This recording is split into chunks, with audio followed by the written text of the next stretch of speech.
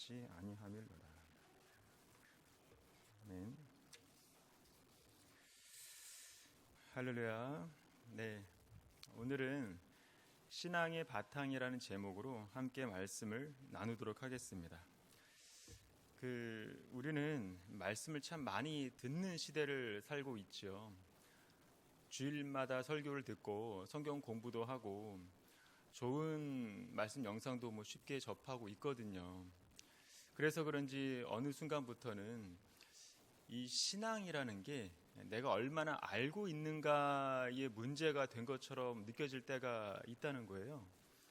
그런데 오늘 본문에서 예수님은 더 이상 새로운 말씀을 추가하지 않으신다는 겁니다. 오히려 지금까지 하신 그 모든 말씀을 한자리에 모아놓고 우리에게 아주 분명한 질문 하나를 던지시는데, 그게 뭐냐면 너는 지금 이 말씀 위에서 살고 있느냐. 자, 마태복음 5장부터 7장까지는 산상수훈에서 말하고 있는 내용은 뭐냐면 하나님 나라 백성의 삶이 무엇인지를 보여주는 말씀이잖아요. 그러니까 행복에 대한 기준이 무엇인지, 의가 무엇인지, 기도와 금식과 사랑이 어떤 모습이어야 하는지 등등 아주 구체적으로 말씀을 하고 있거든요. 그리고서 이제 오늘 본문에서 결론을 내리고 계시는데, 그 결론이 뭐냐면 선택하라는 겁니다. 선택도 두 개뿐이에요. 좁은 길과 넓은 길, 좋은 열매와 나쁜 열매, 반석 위의 집과 모래 위의 집. 다시 말해서 예수님은 우리를 중간지대에 두지 않으신다는 거고요. 듣고 고개만 끄덕이는 자리에도 두지 않으신다는 겁니다. 그래서 오늘 본문은 초신자에게 던지는 말씀이라기보다 최소한 주여라고 부를 줄 아는 사람들, 그리고 말씀을 성실하게 듣고 있는 사람들에게 던지시는 말씀이라는 거죠. 그렇기 때문에 내가 말씀을 들었다는 사실이 곧 믿음이 되는 것은 아니고, 신앙적인 언어를 사용한다고 해서 내 삶이 자동으로 반석 위에 세워지는 것도 아니라는 얘기입니다. 예수님의 말씀은 뭐냐면 지금 나는 어떤 길을 걷고 있는가, 지금 내 신앙은 어떤 열매를 맺고 있는가, 지금 내 인생은 어떤 바탕 위에 세워져 있는가. 그래서 오늘 본문에서 예수님은 우리의 신앙이 말이 아니라 삶으로 증명되고 있는지를 보여줘라, 그런 내용입니다. 13절부터 보겠습니다. 좁은 문으로 들어가라. 멸망으로 인도하는 문은 크고 그 길이 넓어 그리로 들어가는 자가 많고 생명으로 인도하는 문은 좁고 길이 협착하여 찾는 자가 적음이라. 좁은 문으로 들어가라 그랬는데, 들어가라 이 말은 심사숙고하고 기도해본 후에 결정해라 이런 뜻이 아니라 지금 당장 결단하라 이런 뜻입니다. 그리고 뒤에 보면 멸망으로 인도하는 길과 생명으로 인도하는 길이 나오는데, 시편 1편에도 보면 의인들의 길은 여호와께서 인정하시나 악인들의 길은 망하리로다, 이 구절하고도 연결이 되거든요. 그러니까 길이라는 거는 결국 그 사람의 습관이고 열매라는 얘기를 하고 있는 겁니다. 그래서 본문 16절부터 계속 열매 얘기를 하는 이유가 다 그런 거거든요. 여기 보면 좁은 길은 은혜의 길이고 생명의 길이라고 할 수 있잖아요. 근데 왜 좁을까요? 생각해 보셨나요? 하나님 나라의 길이 본질적으로 희귀하고 고귀하기 때문에 그래서 좁은 건가요? 그런 뜻이 아니라 우리의 육이 교만, 정욕, 자기 중심으로 가득 차 있기 때문에 좁게 느껴지는 겁니다. 한마디로 내 안에 육신적인 것들로 채워진 게 많기 때문에 좁게 느껴지는 겁니다. 평생 동안 내 육신으로 성취해온 것들이 너무 많아서 그것들을 들고 들어가기에는 하나님 나라의 문이 좁을 수밖에 없는 거죠. 그래서 사람들이 그 길로는 가지 않으려고 하는 겁니다. 하나도 내려놓기 싫으니까. 자기 의, 자기 체면, 자기 욕망, 자기 기준, 자기 확신, 자기 공로 등등. 그래서 보면 사람이 천국의 문을 통과하지 못하는 이유는 대개는 거창하지 않아요. 나 자신이 너무 커서 그렇거든요. 그래서 예수님이 부작 청년에게 하신 말씀도 그렇고 바리새인들에게 하신 말씀도 그렇고 서기관에게 하신 말씀도 다 똑같잖아요. 네가 너무 커. 내 안에 내 자아가 꽉 차 있기 때문에 하나님이 들어오실 공간이 없는 거예요. 그래서 예수님이 하신 말씀이 뭐냐면 누구든지 어린아이와 같이 되지 않으면, 어린아이는 자기 의도 없고요, 체면도 없고요, 이해타산을 따지지도 않고 계획도 없고 비교도 없죠. 그냥 손을 내밀 줄만 알거든요. 뭐든 다 받아들여요, 어린아이는. 그렇기 때문에 하나님 나라는 거룩한 사람이 가는 곳이 아니라 자기를 비운 사람이 들어가는 곳이다 라는, 그러니까 문제는 죄의 크기가 아니라 나 자신의 크기다라는 얘기를 지금 하고 있는 겁니다, 본문이. 그리고 뒤에 보면 반대로 멸망으로 인도하는 문은 크고 그 길이 넓어 그리로 들어가는 자가 많고 그랬잖아요. 그렇기 때문에 많은 사람이 가는 길이 곧 안전함의 증거가 될 수는 없다. 오히려 다수의 길은 비뚤어지고 기울어져 버린 그 인간의 본성을 잘 보여준다고 할 수 있는 거죠. 우리도 마찬가지잖아요. 이 시대 교회는 대세가 기준이 되어버린 것 같아요. 한국의 많은 교회들이 다 하는 거다 그러면 뭐 별 의심도 하지 않고 따라하는 경우가 많이 보거든요. 많은 교회들에서 유행처럼 하는 거면 그걸 하나의 진리의 기준처럼 여길 때가 많다는 거예요. 다들 하니까 괜찮아. 저렇게 큰 교회에서 하는 거면 괜찮은 거야. 성도가 많이 모였다는 것은 하나님이 기뻐하시는 증거야 등등, 이런 식으로 교회가 세상의 문법을 아무 생각 없이 그냥 무비판적으로 수용하는 태도가 많은데, 그게 바로 멸망의 길이고 넓은 길이다라는 거죠. 근데 본문에서는 뭐라고 하는 겁니까?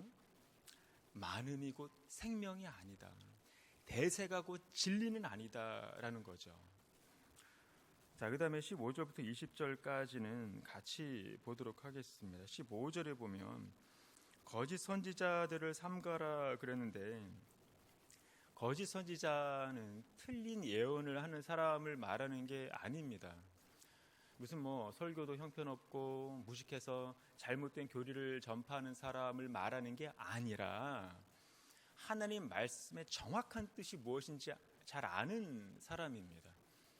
그런데 그 말씀의 뜻을 전하지 않거나 다르게 전한다는 거죠. 쉽게 말해서 거짓 선지자는 말씀의 훈련을 정확히 받은 사람들이기 때문에 반드시 교회 안에서 나오게 돼 있는 겁니다. 그래서 더 위험한 거죠. 그래서 이런 거짓 선지자들을 삼가라라고 하는 겁니다. 삼가라, 이 말은 계속해서 주의하고 관찰하고 경계태세를 유지하라, 이런 뜻입니다. 그러니까 교회 공동체는 항상 위험을 관리하는 상태에 있어야 한다는 뜻입니다.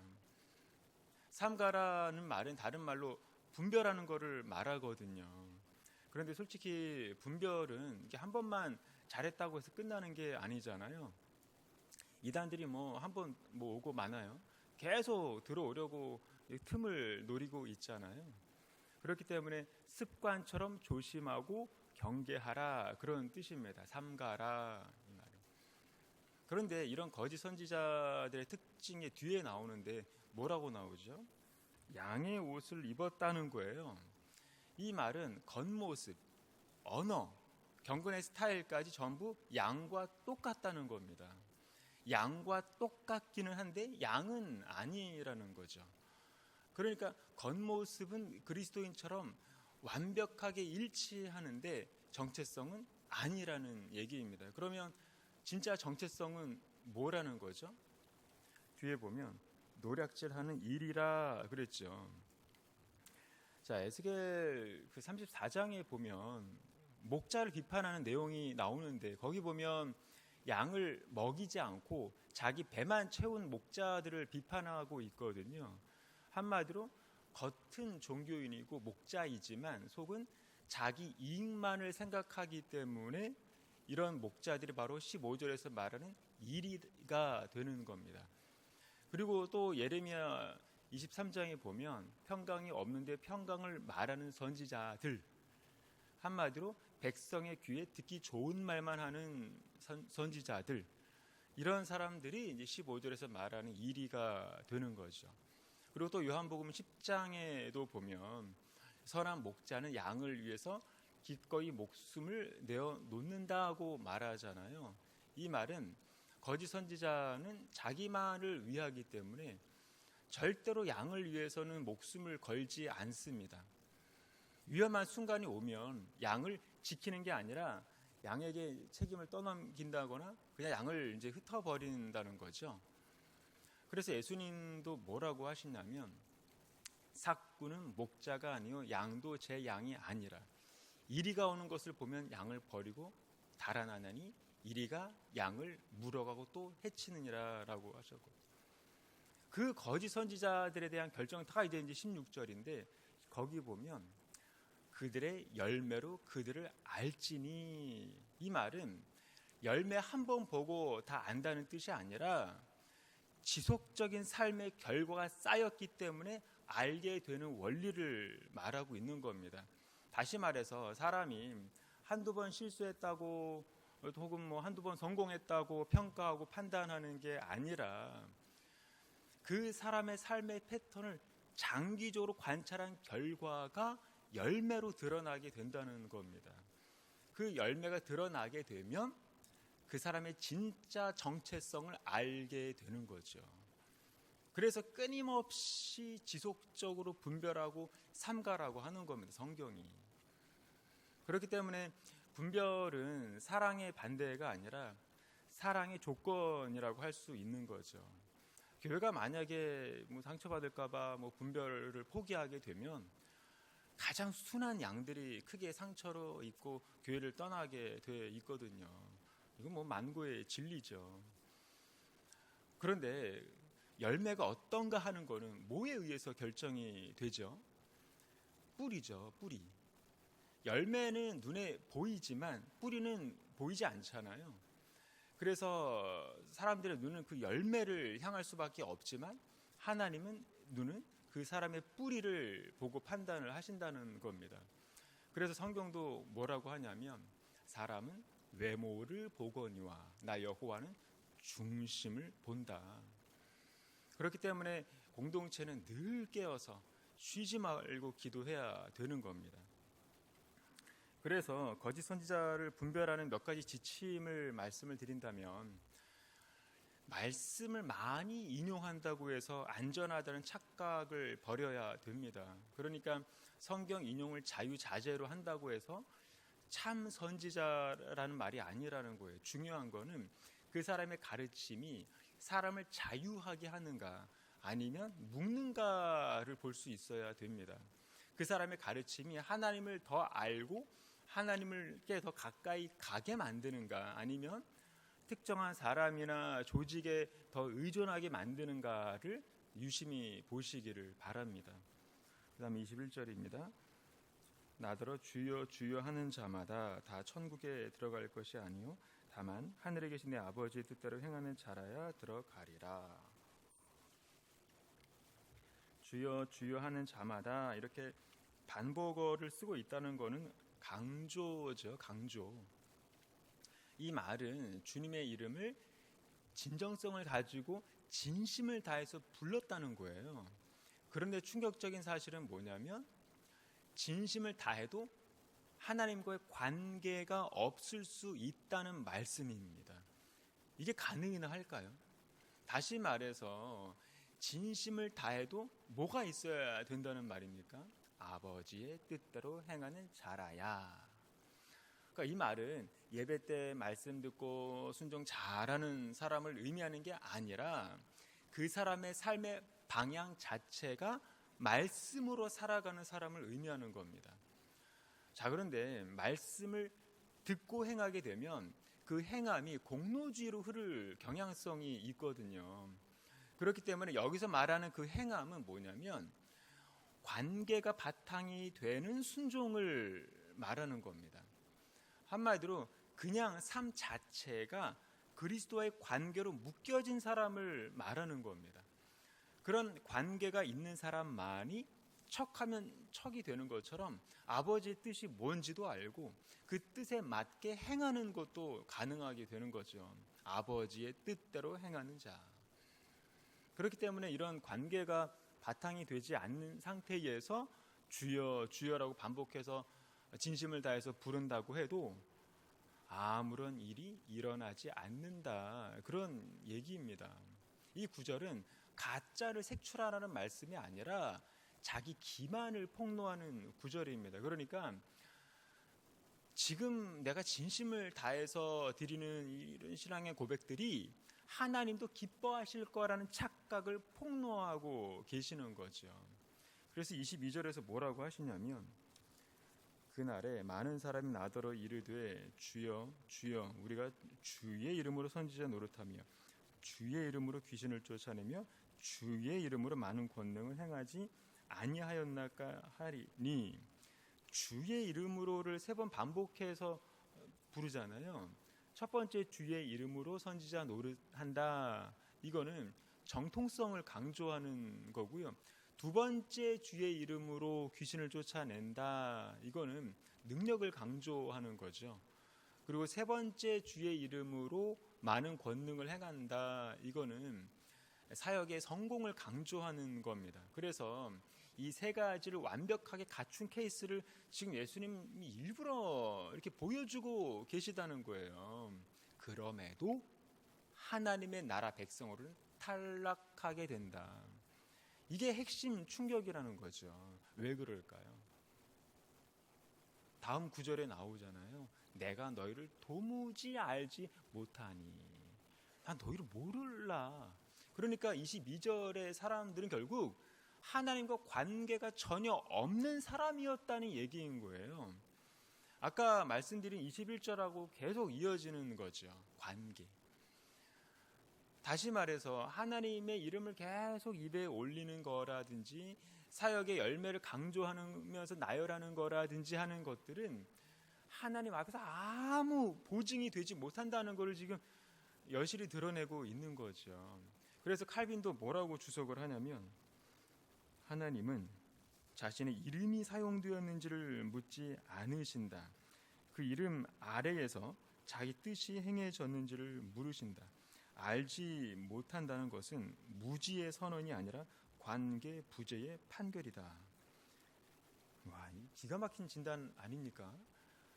그러니까 처음부터 하나님과의 언약적 관계 자체가 아예 없었던 사람인 건데, 하지만 이런 사람들도 선지자 노릇할 수 있고 귀신을 쫓아낼 수 있고 사역의 성과와 열매도 있다는 그런 얘기입니다. 더 충격적인 건 이런 사람들을 23절에서 뭐라고 못 박으시는 거냐면 불법을 행하는 자들아 내게서 떠나가라. 불법을 행하는 자들은 쉽게 말해서 뭐냐면 하나님과의 관계성이 전혀 없이 단지 교회에서 종교 활동만 하는 사람을 말하는 겁니다. 말씀의 삶을 전혀 살지 않고 그냥 친목 활동을 위해서 또는 아예 그냥 어떤 종교적인 목적을 위해서 교회 다니는 사람들을 말하는 거죠. 하나님의 뜻보다는 그저 자기 뜻, 자기 마음, 자기 주권을 더 우위에 두는 사람을 말하는 겁니다. 불법을 행하는 자들. 그렇기 때문에 이 시대의 교회가 주의할 점은 뭐냐면 주님, 제가 했습니다. 이거를 제가 했고요. 저거를 제가 했고요. 저는 교회에서 이런저런 사역들을 많이 했습니다. 이런 태도는 아무런 의미가 없다는 거예요. 주님께서 듣고 싶은 말은 주님, 제가 이걸 했습니다, 이게 아니라 제가 주님을 따르겠습니다 라는 거예요. 태초부터 하나님은 우리를 사역자로 부르신 게 아니에요. 아들로 부르신 겁니다. 그렇기 때문에 이 시대의 교회에서 자꾸만 사역의 질 가지고 자녀임을 증명하는 태도는 그게 불법을 행하는 사람이라는 거고요. 우리는 아들의 관계로 자녀임을 증명을 해야 되는 겁니다. 그래야 마지막 때에 내가 도무지 너희를 알지 못한다, 이런 끔찍한 판단을 받지 않을 수 있는 거죠. 그래서 본문을 읽으면서 진짜라고 믿었던 나 자신을 조금이라도 의심하기 시작한다면 본문 잘 읽으신 겁니다. 저 스스로도 마찬가지고요. 그런데 만약에 이 본문을 읽고서 나는 전혀 해당 안 되네, 이런 사람의 가장 위험한 신호라고 보시면 정확합니다. 구원의 증거는 내가 하나님을 얼마나 불렀는가가 아니라 하나님이 우리를 얼마나 알고 계시는가에 달려있는 겁니다. 24절 보겠습니다. 그러므로 누구든지 나의 이 말을 듣고 행하는 자는 그 집을 반석 위에 지은 지혜로운 사람 같으리니. 듣고 행하는 자, 그리고 26절에 보면 듣고 행하지 않는 자가 나오죠. 둘 다 공통점은 듣는다는 거예요. 듣기는 듣는데 행함이 없음을 지적하고 있죠. 여기서 핵심은 믿음입니다. 믿음이 없는 상태에서 듣게 되면 그 들음은 행함으로 나타나지 않는다는 거예요. 아까 15절에서 말씀드린 거짓 선지자와도 연결이 되는 거죠. 거짓 선지자도 말씀을 정확히 듣고 정확히 알고 있는 사람이지만 행하지 않는 사람이거든요. 그래서 야고보 사도도 뭐라고 하냐면 너희는 말씀을 행하는 자가 되고 듣기만 하여 자신을 속이는 자가 되지 말라. 여기서 또 오해하시면 안 되겠죠.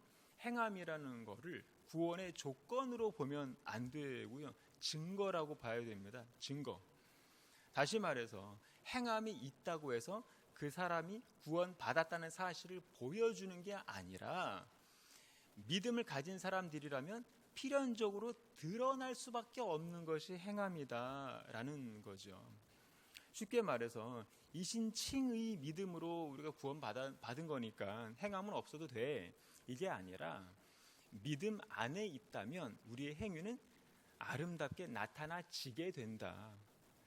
한마디로 이신칭의는 이신성화로 나타나게 된다, 그런 얘기인 겁니다. 그래서 오늘 우리를 한번 돌아보기를 바랍니다. 말씀을 듣는 거에서 그치는 신앙인가, 아니면 행함으로 드러나는 신앙인가. 이 시대에는 참 많은 말씀과 설교를 듣죠. 많이 찾아서도 듣는 그런 콘텐츠 소비 신앙에서 좀 벗어나서 이제는 행함으로 나타나는 그런 신앙이 되기를 바랍니다. 25절입니다. 비가 내리고 창수가 나고 바람이 불어 그 집에 부딪히되 무너지지 아니하느니 이는 주추를 반석 위에 놓은 까닭이요. 여기 보면 세 가지 위기를 언급하고 있잖아요. 비, 창수, 바람. 이거는 인생의 대표적인 위기를 상징하고 있는 겁니다. 중요한 건 예수 그리스도라는 반석을 세웠다고 해서 이런 위기가 찾아오지 않는 게 아니라 이런 다양한 위기들이 왔을 때 무너지지 않는다는 말씀인 거예요. 뒤에 보면 무너지지 아니하나니 그랬잖아요. 그러니까 반석과 같은 신앙이든 모래와 같은 신앙이든 어떤 인생이든 간에 위기는 똑같이 찾아오지만 결정적인 차이는 무너짐의 여부에 있는 겁니다. 그렇기 때문에 예수님은 절대로 집의 크기에 관심 없어 하시고요. 집의 디자인도 관심 없어 하시고요. 사람들의 평가에도 관심 없어 하시고요. 지금도 오직 한 가지만 물으신다는 거죠. 너희의 집은 무엇 위에 지었느냐. 말씀드렸듯이 폭풍은 다 온다는 거예요. 누구에게나 오죠. 불신자들에게도 오고 목회자에게도 오고 아이들에게도 오고 교회에도 옵니다. 공평하게. 차이는 뭐냐면 폭풍이 올 때 무너지느냐 버티느냐라는 거죠. 그래서 오늘 우리의 신앙의 바탕을 하나님과의 관계로 견실하게 세워나가는 저와 여러분이 되시길 바랍니다. 기도하겠습니다. 사랑과 은혜가 충만하신 하나님 아버지, 은혜에 감사를 드립니다. 오늘 본문을 통해서 우리를 좋은 사람이 되라고 부르신 게 아니라 반석 위에 인생을 세우라고 부르셨다는 사실을 알게 하심에 감사를 드립니다. 오늘 우리가 이제는 말씀을 소비하는 신앙이 아니라 말씀 위에 집을 짓는 사람이 되게 도와주시고, 순종을 선택하는 신앙이 아니라 순종을 내 삶의 기본 구조로 설정하면서 살아가도록 인도해 주시옵소서. 늘 우리에게 찾아오는 그런 폭풍 속에서도 무너지지 않는 그런 믿음 주시고, 우리 인생의 주초를 사람의 교훈이 아니라 예수 그리스도의 그 말씀 위에 세우도록 인도해 주시옵소서. 감사드리며 거룩하신 예수님의 이름으로 기도드립니다. 아멘. 이 시간 말씀을 생각하면서 기도하시고요. 나라와 민족을 위해서, 교회를 위해서, 그리고 개인적인 기도의 제목들 가지고 기도하시고 자유롭게 마무리하시기를 바랍니다. 우리 다 같이 우리 주여 한번 외치고 기도하도록 하겠습니다. 주여. 사랑과 은혜가 충만하신 하나님, 주님만을 찬양을 드립니다. 하나님, 오늘 말씀 앞에 우리가